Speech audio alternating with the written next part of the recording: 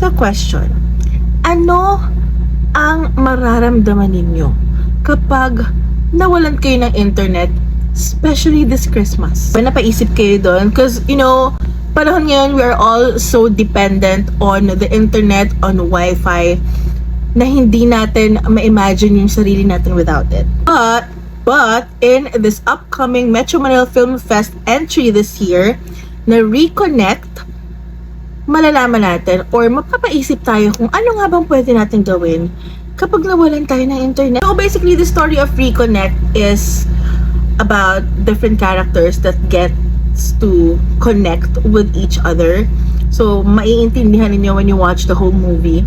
And also, they will realize kung saan or kung kanino ba sila dapat mag-reconnect since nawalan nga ng internet or ng Wi-Fi nung Christmas Day. So actually, the movie reminds me so much of Love Actually, New Year's Eve, and Valentine's Day. Yung may iba-ibang characters and then they get intertwined, they get connected.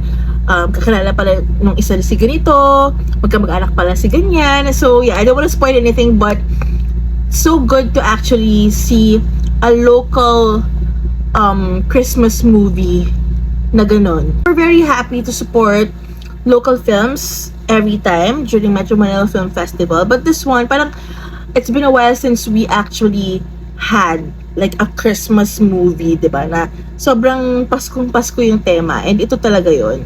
After watching the movie, it made me realize a lot of things, na kailangan ba talaga natin ng internet? Siyempre kailangan natin with, work and stuff, but there are days na it's very important to reconnect with what's important and who's important in your life. Like, you can reconnect with someone that hindi mo na nakakausap for a long time, reconnect with yourself, for your peace, reconnect with your family, with your everyone special to you.